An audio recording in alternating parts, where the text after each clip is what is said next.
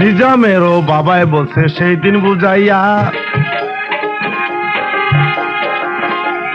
জন্ম দিয়া তোরে মানুষ করছি আমি খাওয়াইয়া পড়াইয়া।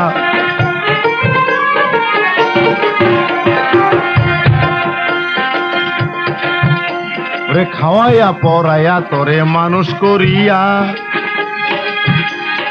এই বয়সে বুড়া হইছি তোরে জায়গা কইয়া।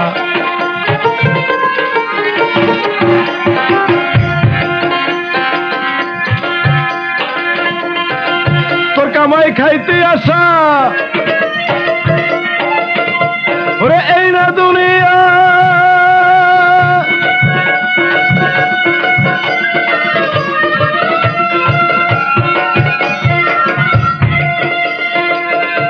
তাই তোরে মানুষ করছি আমি সেই না দিয়ে আশায়।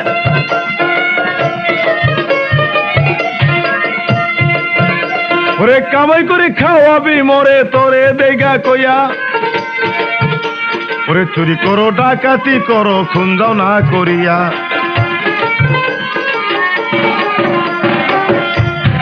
আমি হইলাম খাওয়ার মালিক তোরে জানাই,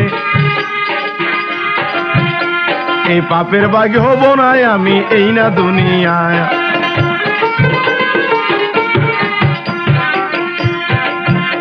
ওরে পাপের দায়ী তুই থাকবি, ওরে পাপের দায়ী তুই থাকবি অন্য কেউ থাকবে নাই।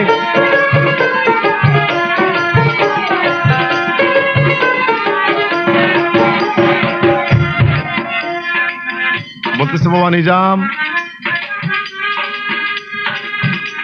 তুই আমার ঔরসের জন্ম নিয়েছিস বটে, খাওয়াইয়া পরে লালন পালন করে তোকে বড় করেছি, এখন তোর কামাই খাওয়ার আশা। এখন তুই চুরি করস ডাকাতি করস রাহাজানি গুন্ডামি যাই কিছু করস, এগুলির জন্য তাই আমি থাকবো না। এ পাপের প্রায়শ্চিত্ত তোকেই ভোগ করতে হবে, আমি শুধু খাওয়ার মালিক খাবো।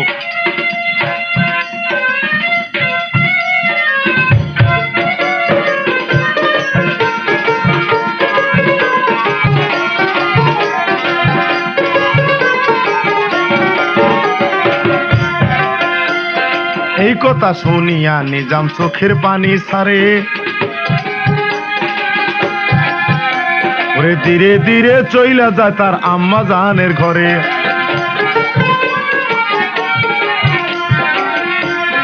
আম্মা জানের কাছে যাইয়া প্রশ্ন করলো ভাই,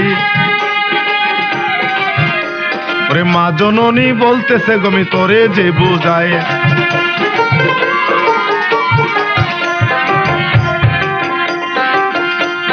শুনবে বাবা নিজামুদ্দিন আমি তোরে জায়গা কইয়া,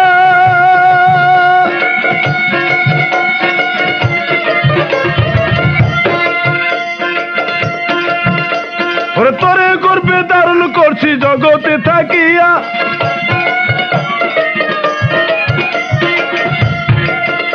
ওরে 10 মাস 10 দিনই গর্বে রাখলাম হায়, ওরে কত কষ্ট হয়েছে আমার এই না দুনিয়ায়।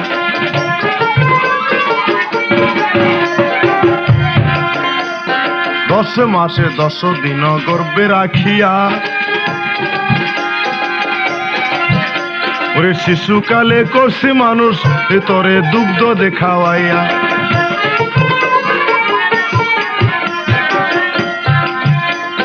শিশুকালে করছি মানুষ দুগ্ধ খাওয়াইয়া, এই সকল কথা কি এখনই গিয়াছ বলিয়া।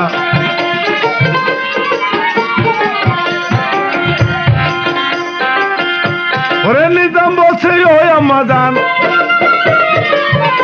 ওরে নিজাম বলছে ও মান্না জান আমি আপনারে জানাই,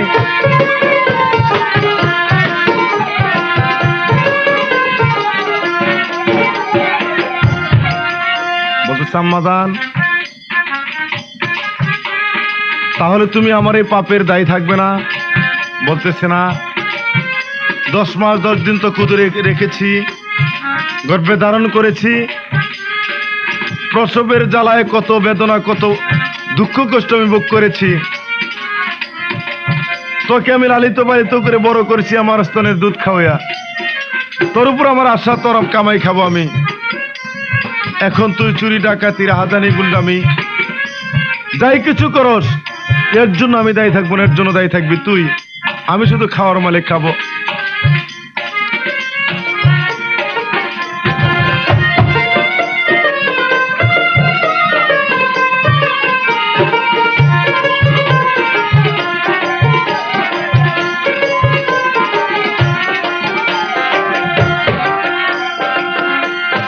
এই কথা শুনে নিজামুদ্দিন কানছে যার হইয়া, জীবন সঙ্গিনী স্ত্রীর কাছে গেল যে চলিয়া।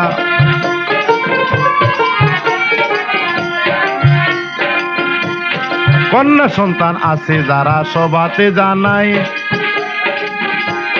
ছেলে মেয়ে ডাইকা এনে সেই দিন বলছে ভাই।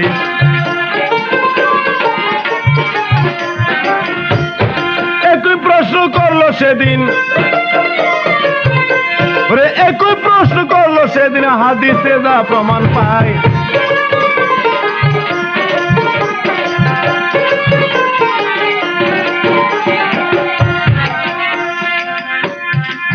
ছেলে মেয়েদেরকে ডেকে এনে বলতেছে যে তোদেরকে আমি খুন রাহাজানি গুন্ডামি করে কামাই করে এনে খাওয়াইতেছি, বলতো তোরা এই পাপের ভাগে থাকবি কিনা?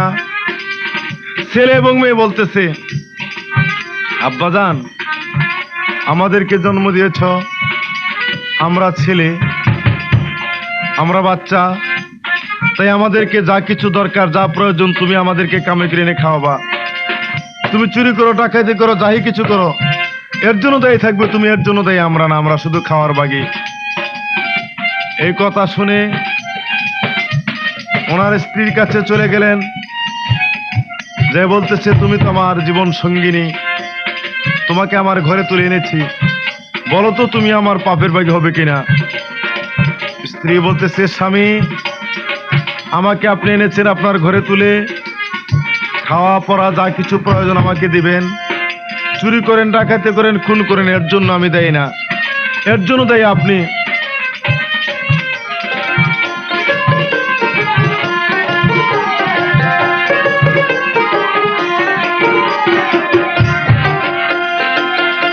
তাই স্ত্রী যখন হইল না রাজি, শোনেন মন দিয়া, দুটি চোখের পানিতে নিজাম বুক দিছে বাসাইয়া।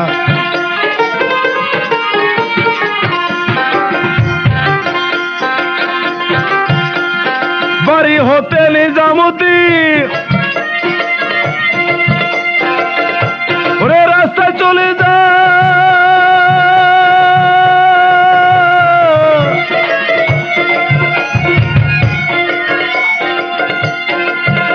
ওরে যেখানেতে ফরিদকে বান্ধিয়া রাখলো ভাই,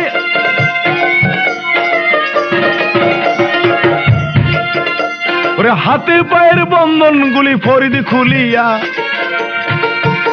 সে গাছের তলায় শেখ ফরিদ রইয়াছে দাঁড়াইয়া।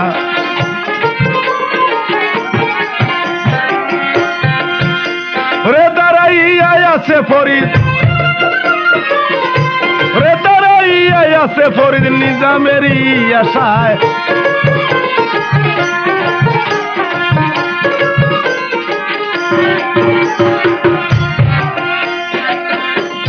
কাঁদিতে কাঁদিতে নিজাম সেদিন চলে যায়, ফরিদের নিকটে সেদিন গেল চলে ভাই।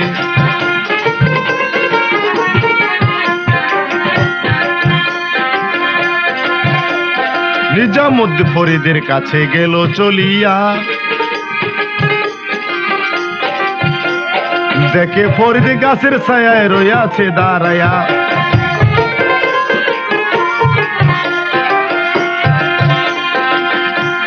হাতে পায়ের বন্ধন গুলি তার গিয়াছে খুলিয়া,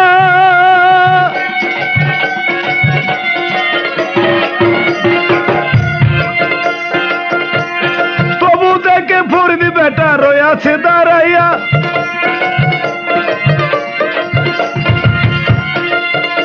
ওরে তবু দেখে ফরিদ বেটা রইয়াছে দাঁড়াইয়া, ওরে ধীরে ধীরে নিজামুদ্দিন গেলেন চলিয়া।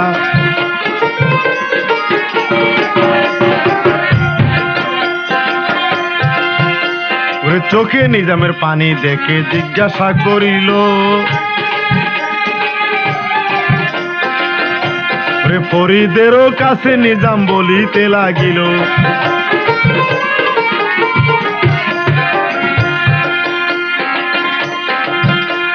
খুন করি ডাকাতি করি এই না দুনিয়ায়,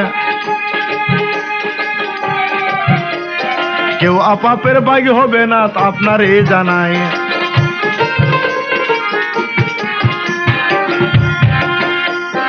আমার পাপি কেউ নিবে না, আমার পাপি কেউ নিবে না, থাকিয়ে তারা এই ধরায়।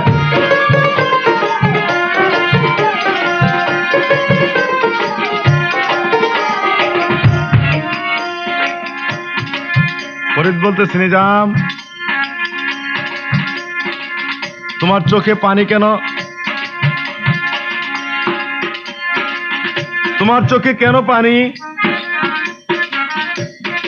বলে আমি বাড়িতে দিয়ে আমার আব্বা আম্মার কাছে প্রশ্ন করেছিলাম, আমার স্ত্রী পুত্র সবার কাছে প্রশ্ন করলাম যে আমি যে তোমাদেরকে খুন রাহাজানি ডাকাতি করে খাওয়াইতেছি, এগুলির দায় কি তোমরা থাকবে কিনা, পাপের ভাগী তোমরা হবে কিনা?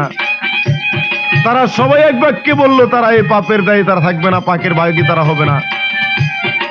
তাই আমি কানতে কানতে আবার আপনার কাছে চলে আসলাম। এখন আমার কি উপায়?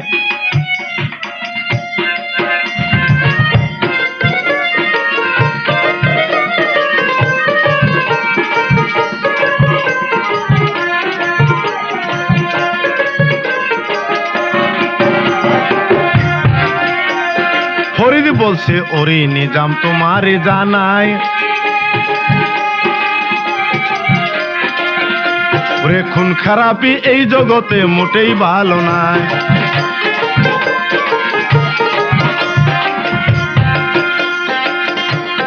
খুন খারাপি এই জগতে ওরে মোটেই ভালো না।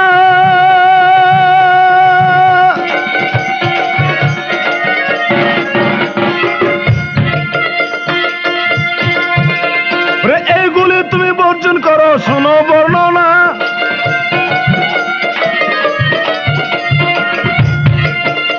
ওরে মরাই একটা গাছের ছায়া নিজামকে গেল লইয়া,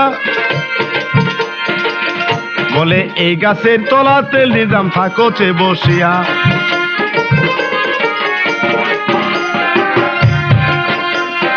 এই গাছের ছায়াতে তুমি থাকো বসিয়া। ওরে টুপি মাথায় তসবি হাতে তারে গেল দিয়া।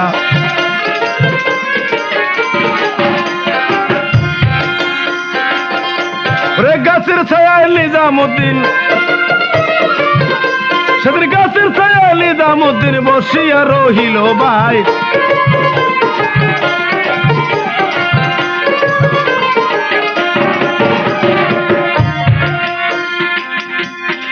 ফরিদ বলতেছে, নিজাম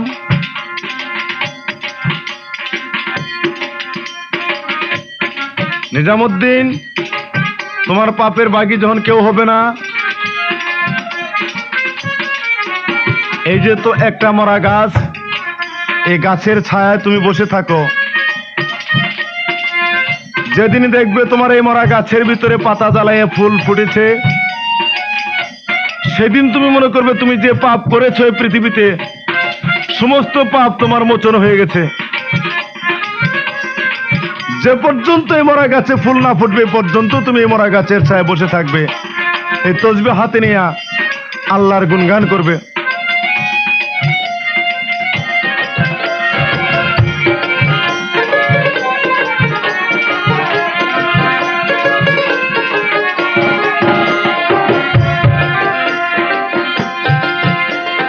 এই বলিয়া ফরিদ সেদিন বিদায় হইয়া গেল।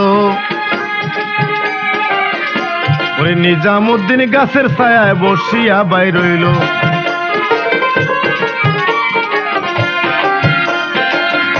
ওরে নিজামুদ্দিন গাছের ছায়ায়,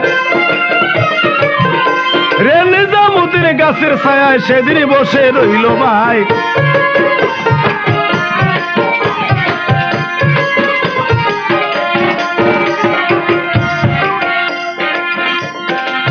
এইভাবে গাছের ছায়ায় রইল বসিয়া। ওরে দিনে দিনে কিছুদিন ভাই গত গেল হইয়া।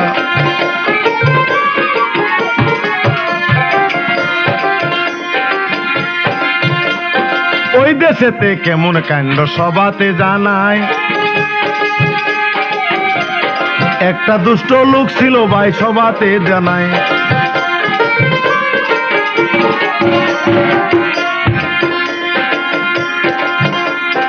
একটা দুষ্ট লোক ছিল ভাই, আমি সবাতে জানাই।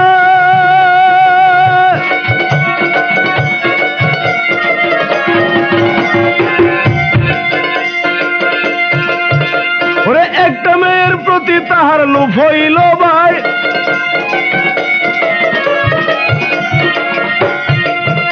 ওরে একটা মেয়ের প্রতি তাহার লোভ লালসা হইল। ওরে সেই মেয়েটার কাছে সেই ব্যক্তি যে বসিল।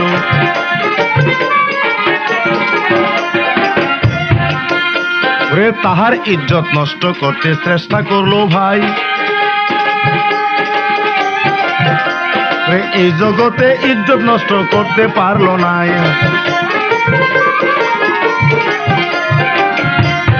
তাহার ইজ্জত নষ্ট করতে জগতে পারলো না।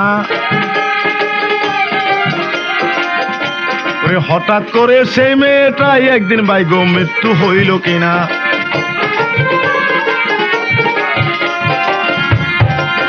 দুষ্টের মনের আশা মনেই রইল। ওরে মনের আশা মনেই রইল, আশা তাহার মিটল না।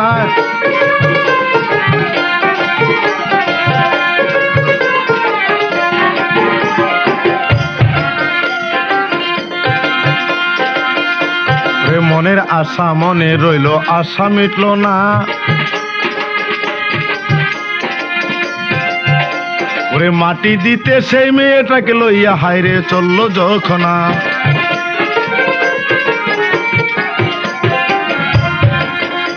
ওরে যে গাছেরই ছায়ায় নিজাম রইছে বসিয়া। ওরে কিছু দূরে সেই মেয়েটাকে মাটি দিল নিয়া।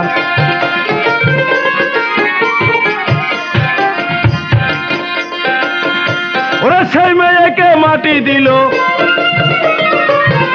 ওরে সেই মেয়েকে মাটি দিল সেই না গাছেরই ছায়ায়।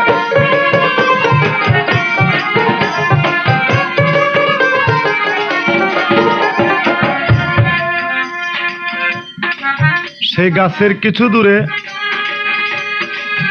সেই মেয়েটা কিনে মাটি দিতে দিলেন, যে গাছের ছায়া নিজামুদ্দিন বসে আছে।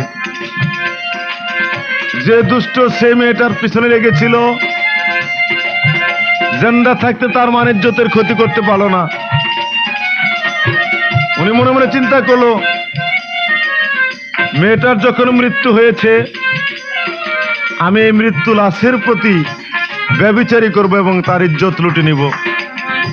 এটা মনে মনে চিন্তা করে বসে রইলেন সে আশায়।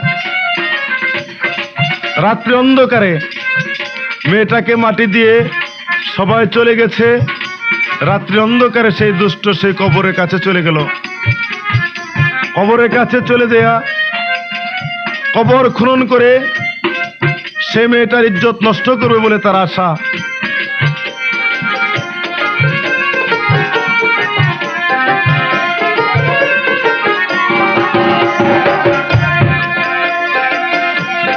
রাত্রি বেলায় সেই দুষ্ট সেদিন চলে গেল।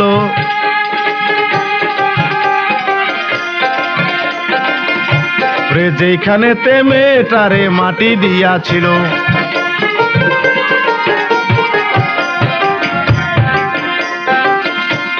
যেখানেতে মেয়েটারে মাটি দিল বা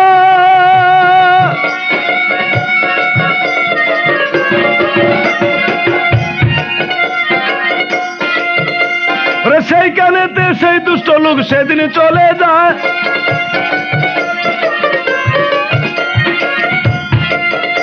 ওরে কবর খনন করে দেখেন কি কাজ করিল। ওরে মৃত্যু লাশটা সেই দিন দেখেন কিনারায় তুলিল।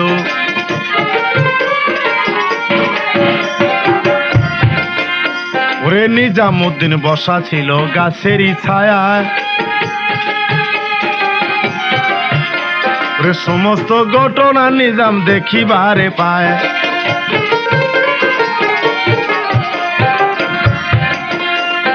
এই ঘটনা দেখলো নিজাম সেদিনই থেকে। ওরে একটা ব্যক্তি কবরের কাছে গিয়াছে চলিয়া।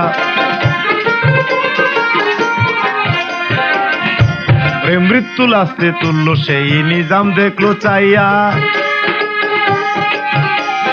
নিজাম কোনো কথা বলে না, শোনেন মন দিয়া। ওরে মৃত্যু লাশ তুলিয়া সেদিন, ওরে মৃত্যু লাশ তুলিয়া সেদিন কেমন কর্ম করে ভাই।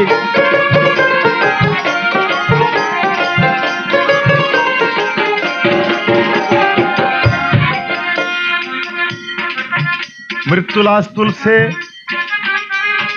কাপড় পরা ছিল, সমস্ত কাপড়গুলি খুলছে তাকে বেজ্জতি করবে বলে। যখন কাপড়গুলি খুলে তার অঙ্গ প্রত্যঙ্গ বাহির করতেছে, নিজামুদ্দিন গাছের ছায়া ছিল, সমস্ত কিছু দেখতেছে, দেখে মনে মনে চিন্তা করতেছে এই মৃত্যু লাশের প্রতি ব্যভিচারী, আমি এটা সহ্য করব না। আমি এই বয়সে 100 খুন করেছি, আমার পাপ হয়েছে তাতে, তবে মৃত্যু লাশের প্রতি যে ব্যভিচারী করতেছে তাকে আমি ছাড়ব না। আমার যদি দুজকে যাইতে হয় তাকে আমি খুন করে তারপরে আমি দুজকে যাব। এ জ্বালা আমি সইতে পারবো না।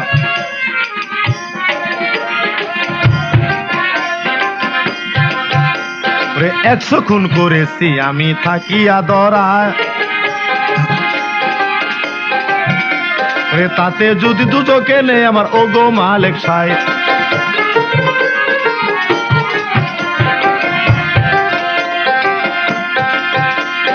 আরেকটা খুন করব আমি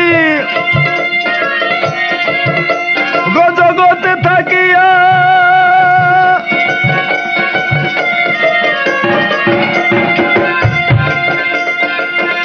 ওরে আরেকটা খুন করব আমি জগতে থাকিয়া। ওরে যা করে মোর মালিক সাই গো শোনেন মন দিয়া।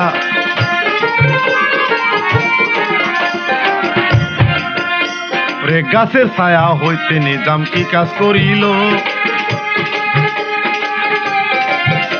ওরে ধীরে ধীরে উঠে দেখেন রওনা যে করিল।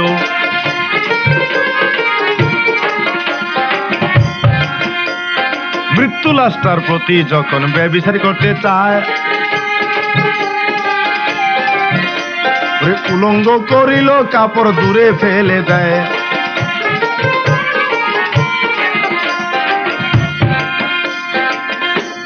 মুস্কি হাসি হাসে সেদিন, ওরে বলছে ডাকিয়া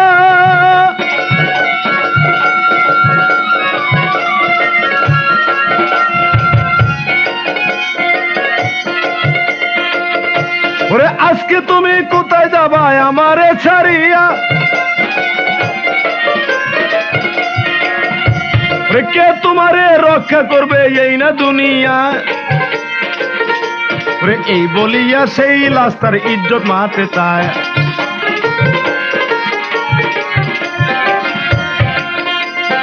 এই ঘটনা দেখে নিজাম কি কাজ করিল। সে মৃত্যু লাশের কাছে সেদিন চলিয়া যে গেল।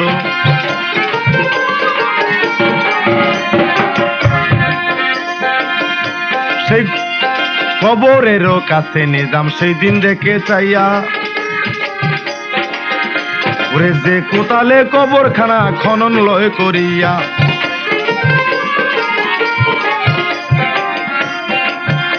ওরে ধীরে ধীরে কোদালখানা হাতেতে লইয়া,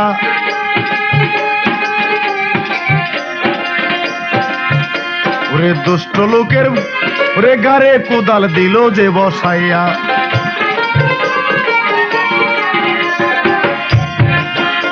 ওরে এক কুবেতে দুষ্ট দেখেন, ওরে এক কুবেতে দুষ্ট দেখেন দুখণ্ডিত হইয়া যায়।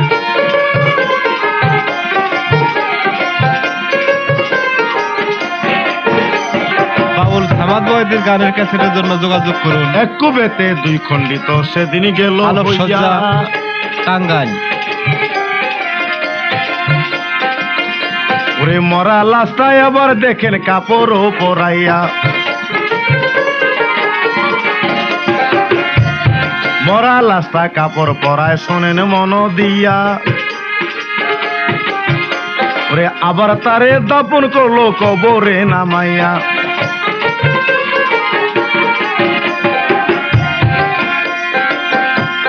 কবরে নামাইয়া তারে ওরে দাপন করলো বা,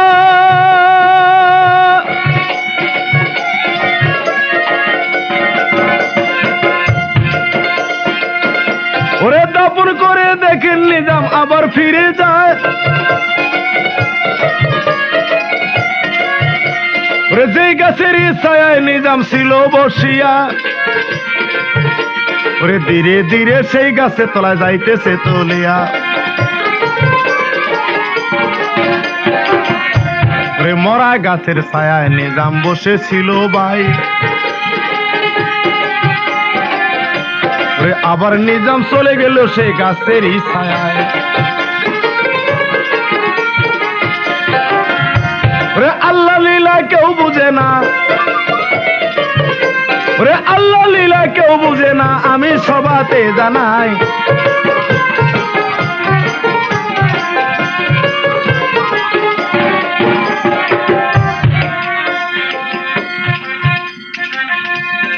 আস্তে আস্তে আবার যখন সেই গাছের ছায়া চলে গেল দাফন করে, গাছের ছায়া চায়ে দেখে গাছ ছিল মরা, সেই মরা গাছে নতুন পাতা জ্বালাইয়েছে এবং সেই গাছে ফুলও ধরেছে। এই ঘটনা দেখে আশ্চর্য হয়ে গেল নিজামুদ্দিন, একই ব্যাপার।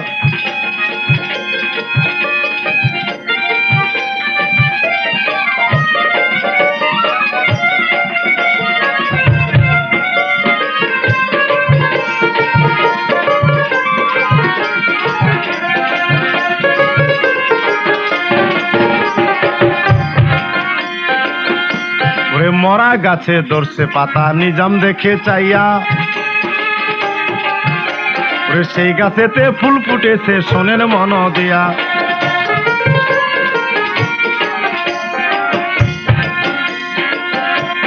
ফরিদ বলছে মরা গাছে ওরে ফুল ফুটিলে বা,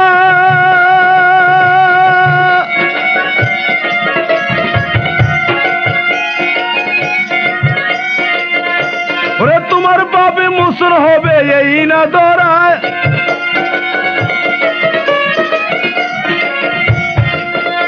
ওরে তোমার পাপে মুসর হবে তোমারে দেই কইয়া, ওরে মরা গাছে ফুল ফুটেছে নিজাম দেখলো চায়া, ওরে এক্ষুনে আউলিয়া হইল, ওরে এক্ষুনে আউলিয়া হইল নিজাম দেখেন এই দরায়,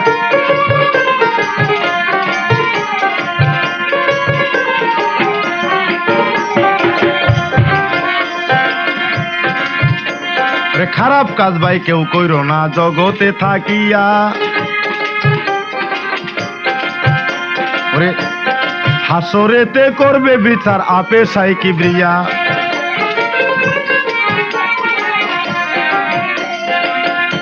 ওরে নিজাম দেখেন পাপকে মনে মোচন লইল করিয়া, ওরে 101টা খুন করিয়াও সেই দেখেন আউলিয়া গেল হইয়া।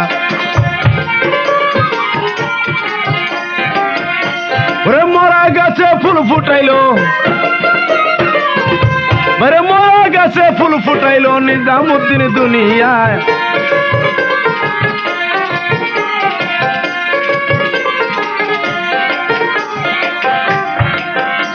তাই এই পর্যন্ত দিলাম ইতি সবাতে জানাই নিজামুদ্দিন আউলিয়ার জীবনী ফুরাইল ভাই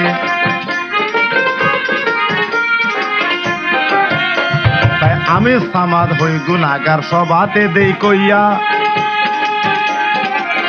ওরে আমি সামাদ হই গুনাহগার ওরে আমি সামাদ হই গুনাহগার সবার চরণ দুলি চাই